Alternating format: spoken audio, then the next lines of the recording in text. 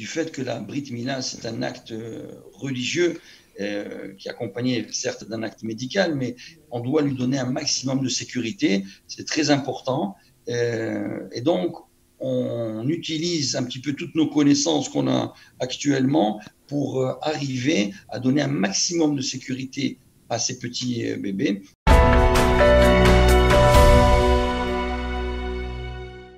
Notre première invitée qui s'appelle Dany Cohen et qui est pédiatre et Moël. Alors, on le sait, hein, on a entendu, enfin vous l'avez entendu, ah ben le voilà, je crois qu'il est presque avec nous.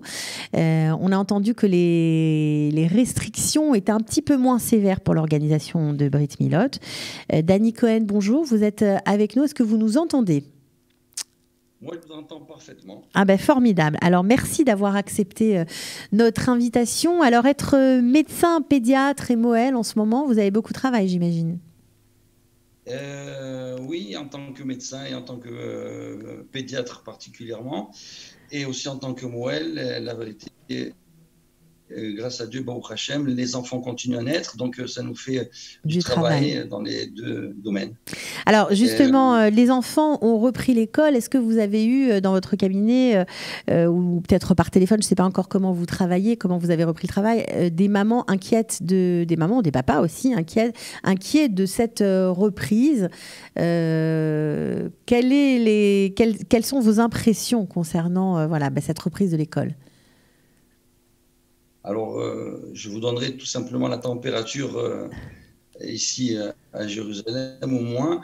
C'est vrai que les enfants ont commencé à reprendre l'école, mais une grande partie des enfants n'ont pas encore repris parce que les parents hésitent encore un petit peu à les faire retourner à l'école. Ils préfèrent voir un petit peu ce qui va se passer.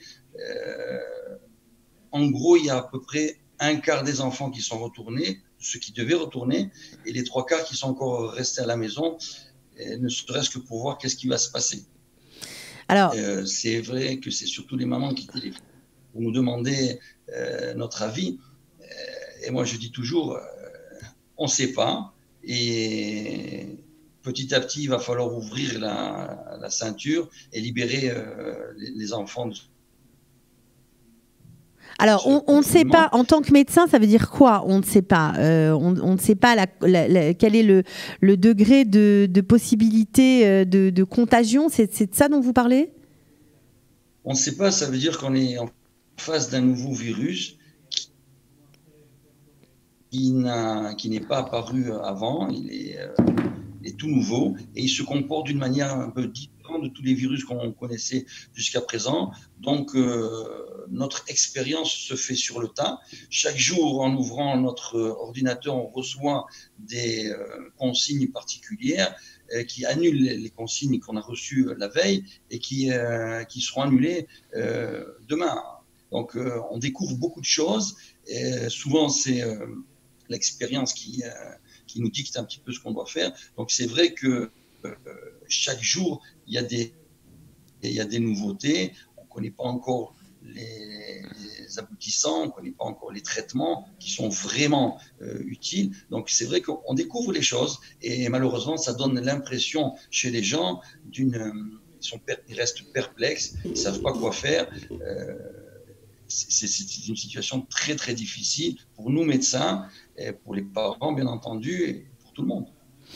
Ok, alors concernant votre autre casquette de Moël cette fois-ci, comment ça se passe ? Est-ce que vous avez dû prendre des mesures particulières ?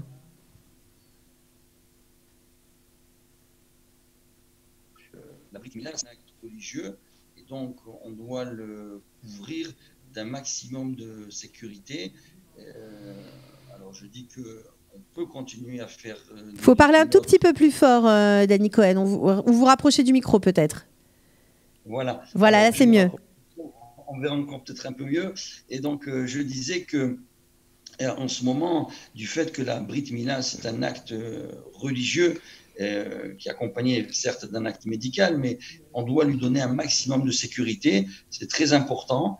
Et donc, on utilise un petit peu toutes nos connaissances qu'on a actuellement pour arriver à donner un maximum de sécurité à ces petits bébés. Alors, dans une première mesure, quand on me contacte pour faire une Brit Mila, je leur dis que effectivement jusqu'à présent on avait l'habitude d'inviter les grands-mères, les grands-pères, etc. Là, on fait des Brit Milotes en comité très restreint.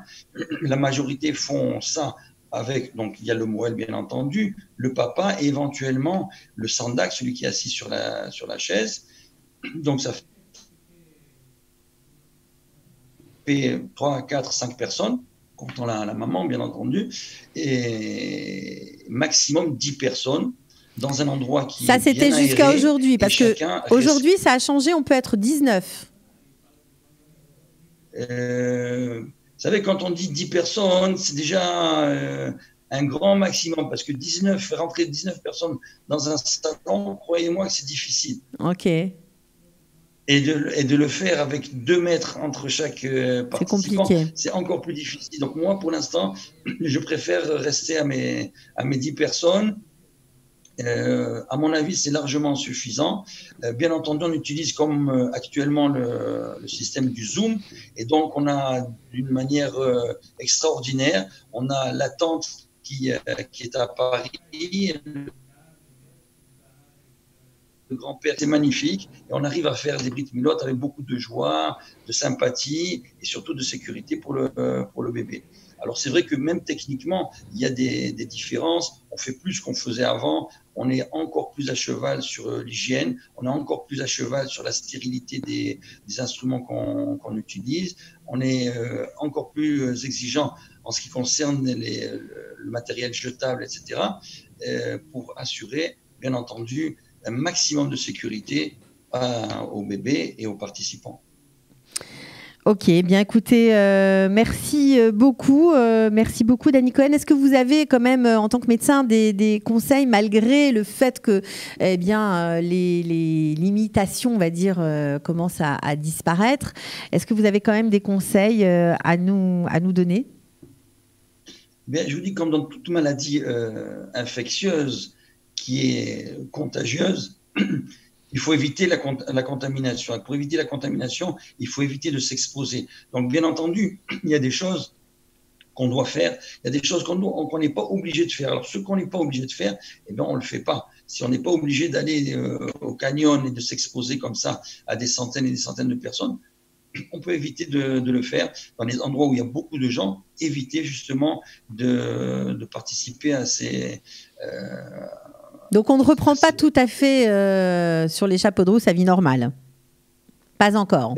On attend encore un petit peu. Non, il ne faut pas retourner à une vie normale pour l'instant. Il faut le faire très, très, très progressivement. Il ne faut pas hésiter des fois à retourner un petit peu en arrière s'il le faut, mais surtout très progressivement. Malgré les masques, malgré les gants, malgré les protections. Il faut y aller doucement. Oui, il faut aller très doucement. Et ce qu'on n'a pas besoin de faire, mais il ne faut pas le faire. D'accord. Bon, bah écoutez, merci beaucoup Danny Cohen. On vous retrouvera peut-être dans une autre émission.